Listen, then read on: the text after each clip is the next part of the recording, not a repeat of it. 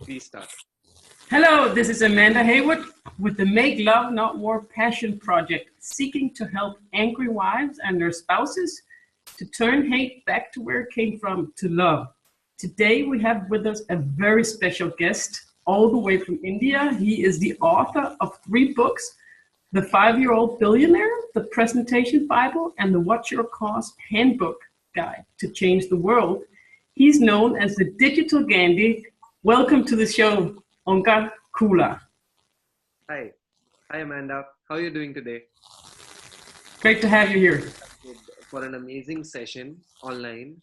And before we start, just want to say sorry for any technical glitches or if Such I is the end world. up offending anyone, but yeah, sure. The world is imperfect, that's why we love it. Yeah, tell me.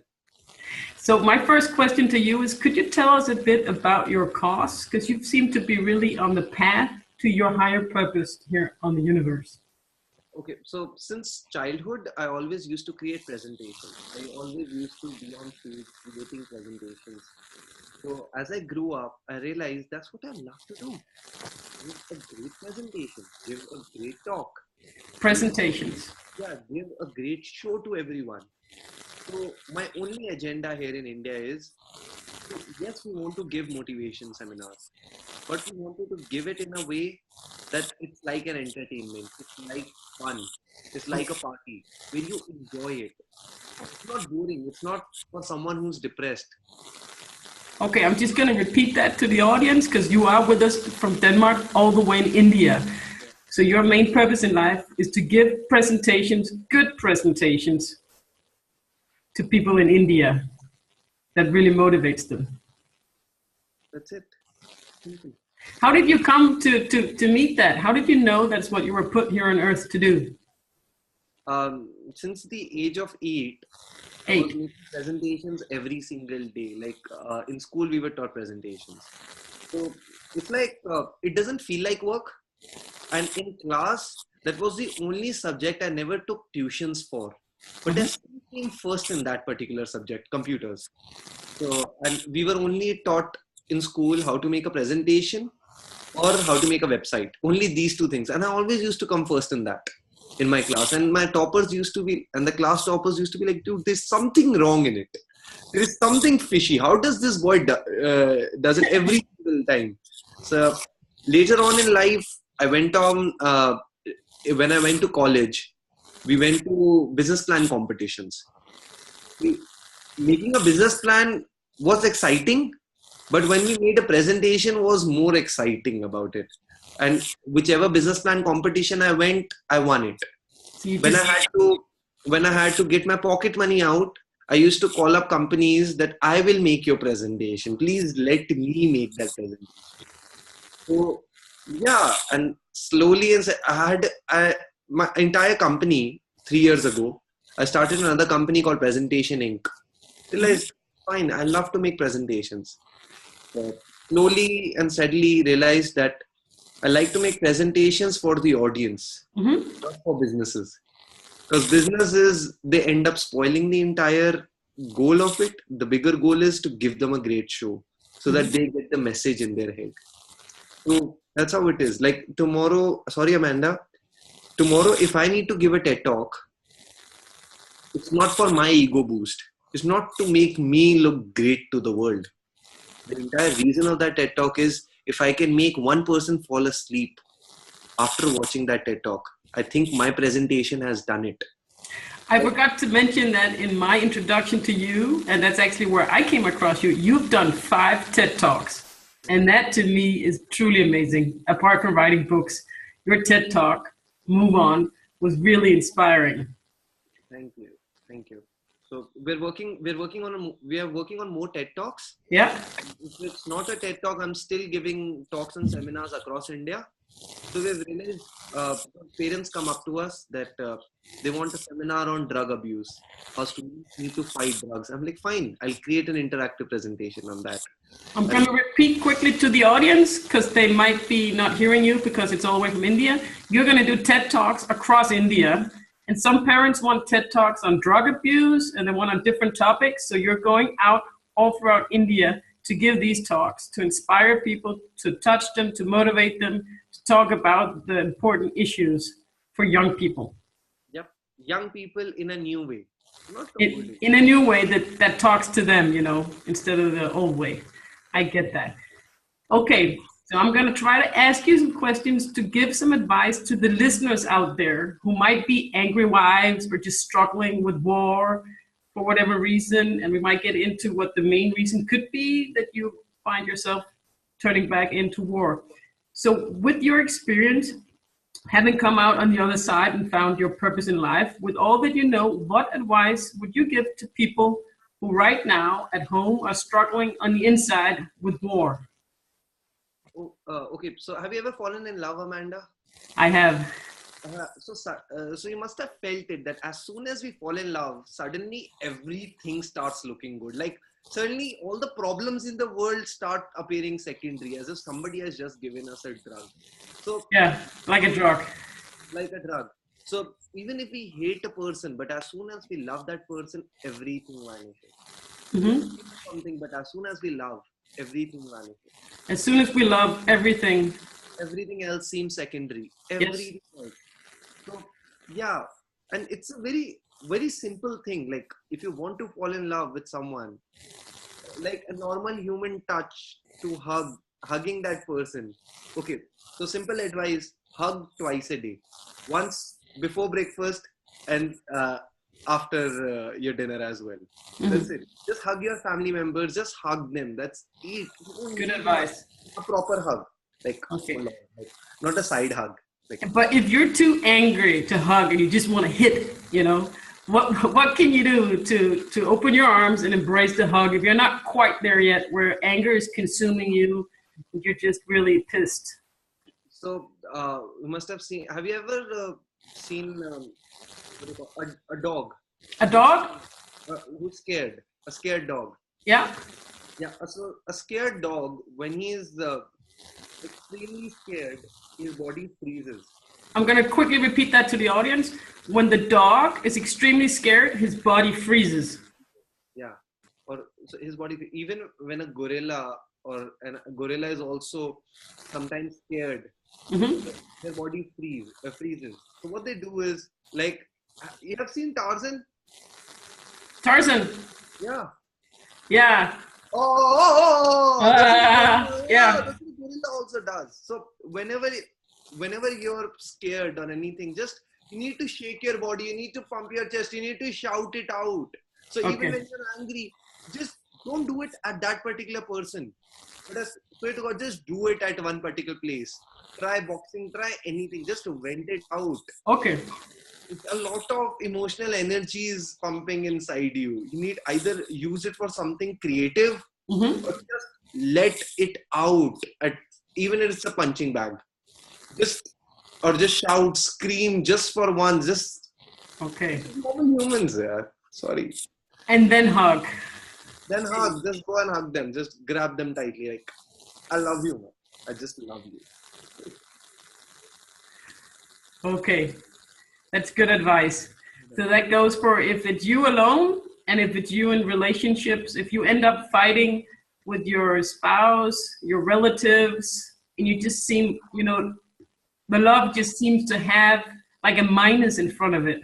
So you do have a lot of love, and you go to your spouse or you go to your family member that you're really close to, and you try out with the best intentions, but all of a sudden they annoy you or they ignite something in you, and that big love just gets a minus in front of it and turns into hate or resentment or anger, and you can just feel yourself actually doing something negative towards them. What do you do in that moment, in your advice? So in India, I belong to some, we call them the Punjabis. The Punjabis. The Punjabis. We're very hot-blooded. Like, they're very what? Hot-blooded. Hot-blooded.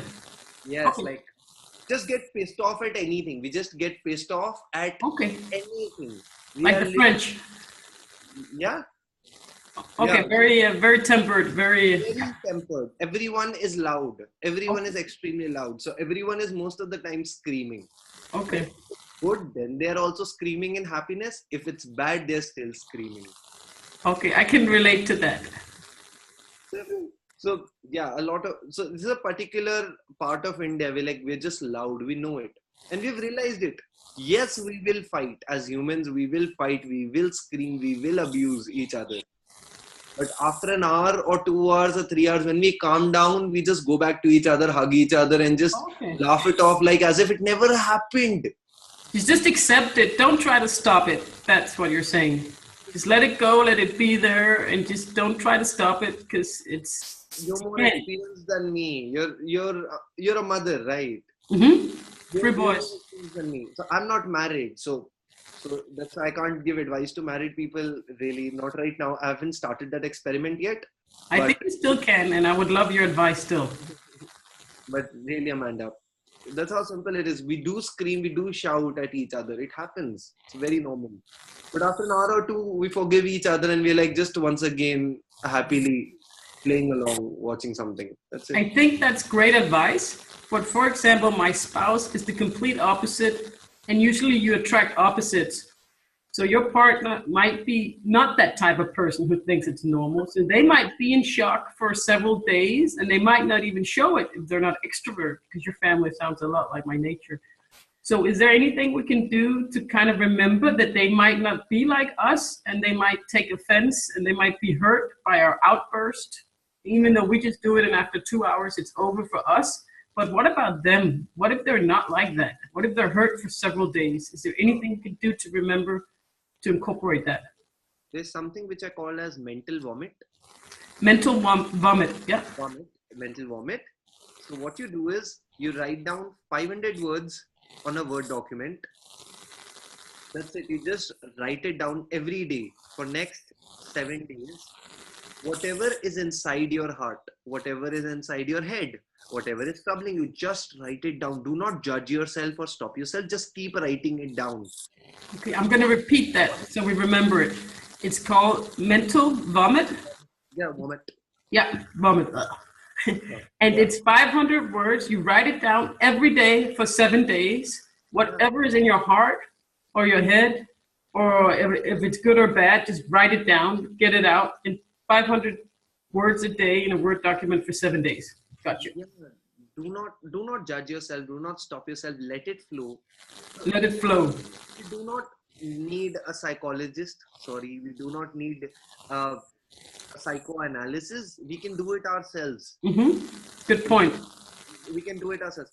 Just do not read those whatever you have written for 7 days. Just keep on writing it down without judging yourself. Otherwise, you'll be like, what the hell am I writing? What am I thinking? It just helps. Don't read it. Just write it. Just write it. Okay, just write it. Good point. This is introspection. This is what meditation is. This is what every psychoanalysis is. This is what everything basically is. Just seeing what your inside thoughts are. You're just going in deeper inside your own soul of what it is. And you just blurt it all out. It's as simple as that. So you'll get to know that if that thing actually disturbed you, why did it disturb you? What all did you feel bad? What can you do about it? You will find the solution to your problem yourself at that particular moment. What you need to do, what part of it hurt you, what you will do after that, that's it. So just feel it passing through you. Don't try to stop it. Acknowledge it. I'm really mad. I'm really angry. I really hate him right now. He's a fucking idiot. Beep, sorry. And then it will go away as soon as it came from that flow of just letting it pass through. So don't try to stop. Just say, okay, that's what I'm feeling. Write it down, but don't read it. You don't need a psychiatrist. You can do this yourself. Yes. And as soon as it's gone, then you get the space and the energy to do the hug or the natural. The natural things, the things which you actually wanted to do to that person. Okay. So that's great advice. How did you become so smart in this area? Being loud and I'm just always experimenting. That's what I always do. In India we have a lot of gurus and babas, a lot of religions. Oh yeah, that's right. I ended up studying all of them, and I realized a lot of things didn't work out for me. It didn't work for you to listen to them. For you. And so all those belief systems didn't work for me. So I thought, okay, let me practically test what is valid for today. The thing is, where there is a gap which we found recently, is the gurus or the babas or the people, the psychologists we have, they never got bullied in school. If they liked someone, they didn't know how to go up and talk to them. If they never had a heartbreak. They can't answer a question of what if you love a woman or a man, LGBTQ, or the third gender, because they've never witnessed something in their own lifetimes. Okay, I'm going to quickly repeat it just in case there's a glitch. In India, there's a lot of gurus and babas, and they have a lot of advice, but it didn't really help Onkar. He tried to test it out, but all these gurus and babas, they don't go up to potential spouses and people they love. They don't approach them, so they don't get rejected. And whatever they tried was kind of easy for them. So they didn't have the same practical struggles that normal people do. Yes, they haven't lived in the modern day. They haven't had their heart broken, is what you said, and that's your main point. They've never had their heart broken. They haven't faced the normal challenges of a normal human being does in a modern times. A 16-year-old today complains about depression. A 16-year-old talks about depression in India. And the gurus and the babas talk about depression? No, they don't. They don't. But a student does. Students, yeah. Students does. And how is he facing depression? What is he doing? Is it the mobile or the handset in his hands causing that depression? Is it what he's watching every single day causing that depression? Is he living in a nuclear family causing that depression? They have no idea of how that happens. Most of them belong to villages or outside the system. They have not been brought up in the system. They have not grown up with technology. The world needs not a Gandhi with a charkha, but a Gandhi with a laptop. Okay, so the first Gandhi and the gurus and the babas, they didn't grow up with technology, so they don't know the effect to which that can have a negative effect, or they're in a different time. So their advice is from then. And students today are wondering, is it Facebook making me depressed? And that's why you're called the digital Gandhi.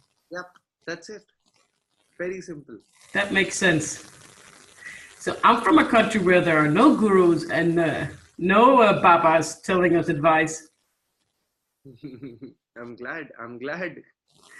Well, I go to TED Talks for that, amongst other places. It's like a war. Over here, it's like a war. Like they tell us to do yoga, do meditation, do mindfulness, and when I go there, the entire generation is moving towards technology. If you tell us to drop the entire technology, then how will we be able to live? So how do you need to stay in the system and then create a life out of it? That's why I try finding more practical ways of living a life. So the gurus and the babas are telling you to drop the technology in order to follow. Live with the olden ways, like how they used to live. Yeah, okay. That's going to be pretty hard if you want to start a business. Yes, that's it. So I'm wondering about your books now, because we still have a lot of time left. So the thing about the books is the last book, the third book, called The 5-Year-Old Billionaire. Yeah. That was one book which was like, it just flowed. Like it was, I call it my masterpiece because it just flowed. It just happened. It just came out of you. It just came out. So as soon as that book came out, everything changed. Like it's like you're wearing glasses and suddenly you just change those glasses and suddenly everything. And those glasses are nothing. It's just looking at the world from a child's eye. Okay. Suddenly you realize so many concepts. So suddenly realize that the greatest people in history or in the world all did the things which we did as a child. And as we kept on growing up, we were told, stop, don't do that. Do not do that. Mm-hmm. So that's it. So people need to become a child once again. So how do they need to do those things? A child is like God to us in India. But we forget the fact that what a child actually does, we need to see that instead of worshipping the child. So just quickly repeat this. We need to become a child again, because when we're a child, before parents keep telling us not to do this, we do all the things that we actually need to be able to do when we're grown up in order to succeed and tap into our purpose in life and be happy, and also turn more into love, because a main reason can be that we haven't fulfilled our inner wish and dream of what we want to do, the unlived life within us. And if we want to be able to do that, we need to become a child again. Before we were told, don't do that. No, you can't do that. Nah, nah, nah, nah. Yeah. That's why it's called the 5-year-old billionaire. Yeah. Because he's a billionaire, but he has a choice. He's happier than a billionaire. He's much more happier than a billionaire. A child, he loves. He does what his dreams do. He keeps on playing with everyone. He does not judge anyone. He does. So I've listed out 75 patterns which I found in great people and children. That's it. But now my next book and my next talks are all focused on the central aspect of the child, which is called love. How we can most of the answers in life through love. Okay. Like this is what I'm teaching currently in India right now. The main focus of how most of your business and life lessons can be learned through love. Okay. So when you wrote 5-year-old billionaire, you were studying how many successful people? Close to 300. 300 successful people. So what was your criteria for success? Is there anyone we know? Is it business, or just living your passion, or being a great... I took in icons, legends, everyone, whether it was Steve Jobs to Leonardo da Vinci to Picasso to Mark Zuckerberg to Bill Gates, anyone who has made history. Anyone who has made history, from Bill Gates to Picasso to Da Vinci. Okay. Anyone will be, if we are studying it in history, then for sure. But if he has made it in history, then he's a part of the list. Okay, so you studied those people, 300 of these people, when you wrote 5-year-old billionaire. Yeah. So, okay. I'm getting a message that the internet is unstable, but that is life. Yeah, now it got perfectly fine. Perfect. So yeah, but now my main focus is of the love aspect. Of the love aspect. How we can get all the answers from love. That's it.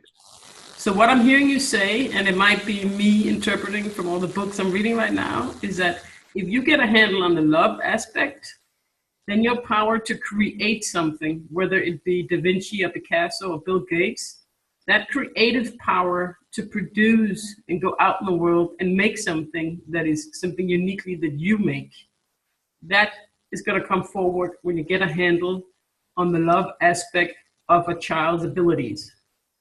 Yeah, because when you love something, so love is nothing. It exists, first of all. It's pardon, say again? Love exists. Love exists. Yes, it's there. Mm-hmm. You see it, look at a mother. She does not love from 9 to 5. She does not take a Saturday, Sunday off. She does not take a salary in return. And you were saying, look at a mother, she loves. Yeah. She loves. She loves. She does not take a salary in return. She keeps on giving and giving and giving. She does not expect anything in love. So that's how it is. It's the same rules for work.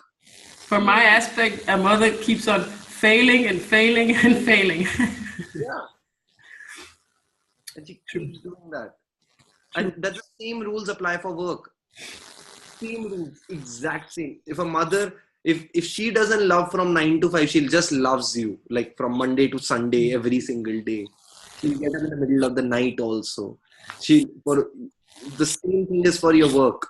It's not 9 to 5, Monday to Friday. You don't get a Saturday, Sunday off. If you love to do something, you do it every single day. Good point. I just want to let the audience know your story, because it's very clear that you are a very successful person in what you do. But if there are listeners out there, I just want them to know your story of all your experience and what brought it about. Because you said that when we got cut off in the first part, with your schooling and your relationships. Just tell us all your great experience came from what? Okay, so Amanda, as I told you earlier as well, hi everyone, I'm not here because I'm successful. Sorry, I'm here because I've failed. Because you failed. A lot of times. I've been rejected by more girls that I've been with. You've been rejected by more girls than you've had success with. I've had 8 and a half, I actually call him. 8.5 breakups. 8.5 breakups. Yeah. Because the last one is somewhere in the complex state, like you're just hanging there. But yeah. What's a half breakup? What's a half breakup is that I have done the breakup and the girl is saying no. I'm like, okay. Oh, okay, okay. I'm just scratching my head. What should I do now? So, yeah. So that's how the breakup is. So you're standing on stage and you're writing books and you know your path in life because you've had 8.5 breakups. You've had a lot of failures. You had a lot of rejection. And there's also something about colleges that the audience might want to know. I dropped out from 3 colleges. You dropped out from 3 colleges. I've come close to being sued from, I think, 4 or 5 times. 4 or 5 times being almost sued. 5 companies. Like, say that again, sorry, Olga? Shut down 5 companies. Shut down 5 companies. What were you almost sued for? There were crazy stories. They were like being sued for, we were going to create the largest marathon for children. The largest marathon for children? And, wow, that sounds interesting. 2 days before the event, suddenly the person who had to get those children vanishes. Because 2 days before the world's largest marathon for kids is about to go off, the person in contact with the children disappears. Yes. That means the children also disappear. The children also disappear. Oh my God. How many children? So, suddenly now I have the entire event in place and I have no children. And yes, I'm going to get sued from my client. Okay. Every person who's part of that event. So I'm like, and I'm just 21 and And you're sweating. You're 21 and you're sweating. It's unstable now, but I'll repeat while we're waiting for Olga to be back. I can see him, but I cannot hear him. That looks good. You're dancing. I'm dancing. Okay, but you're standing there and you have clients that you've sold this event to. Yeah, so but on the day... We have a glitch. So on the day the largest marathon for kids is about to go off, the guy in charge disappears with the kids, and the clients, the corporates who've sponsored this, are getting angry at Olga, and he's 21 years old. Yep, happy. So, but just I've come close to getting sued. That's why. So yeah. You've come close to what? Sorry. Getting sued. Getting sued. Yep. Yeah, so that's how life is. That's kind of a war medal. You learn a lot from that experience. You learn to take life more lightly and to not worry once you've had all those lawsuits come close to you. I told you, love gives you all the answers. Like I waited for a girl for 5 years of my life. Just going up to her. Network is breaking. I can't hear you, Olga. Damn. I can hear some of it. Damn. For 5 years, you went up to a girl. Okay. Hello. I got you. I can hear you. Amanda,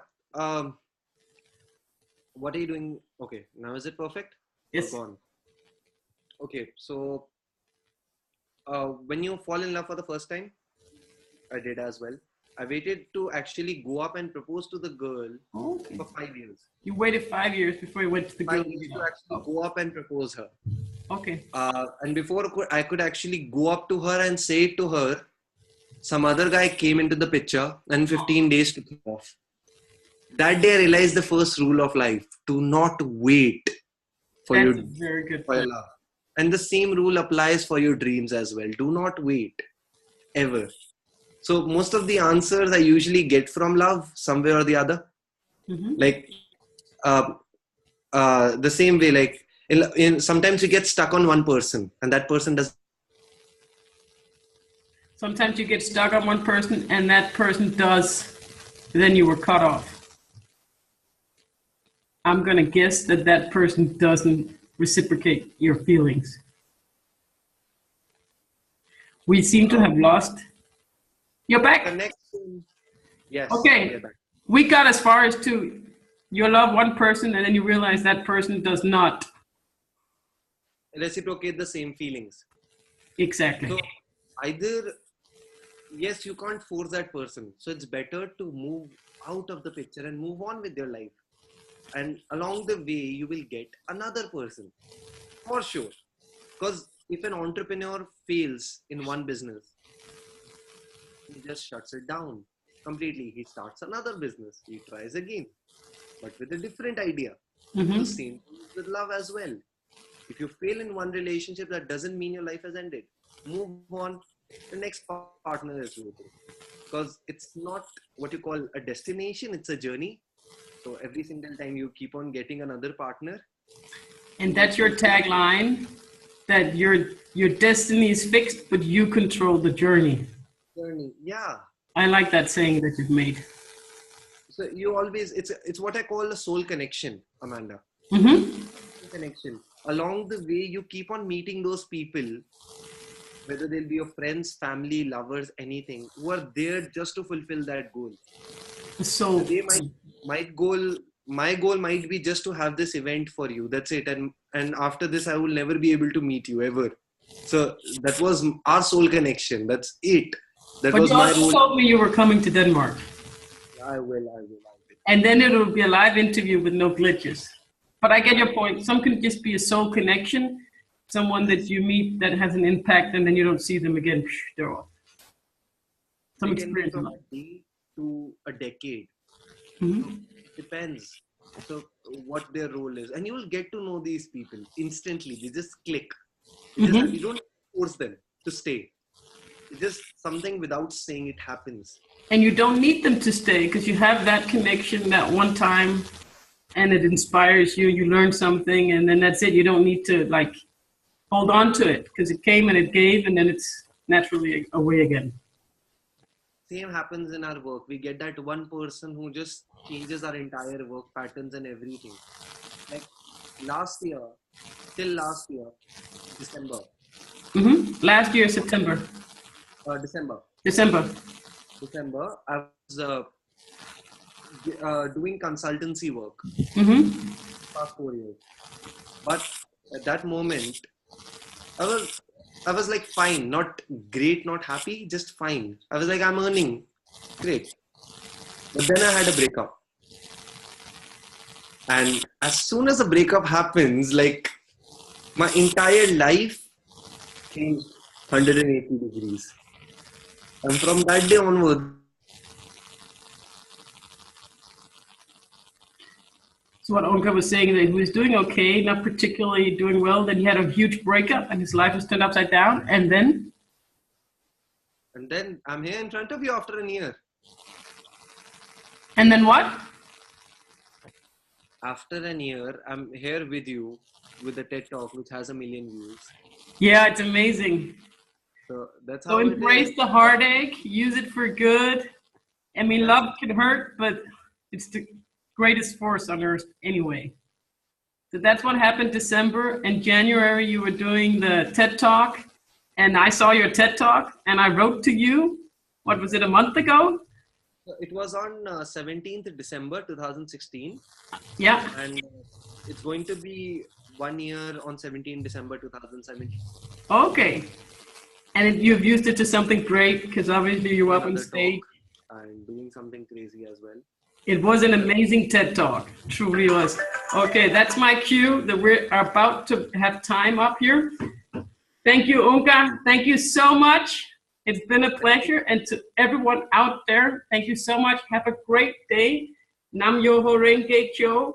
God bless you. Inshallah, wherever you are. Amen. Thank you, guys. Thank you, Amanda. Have a nice day.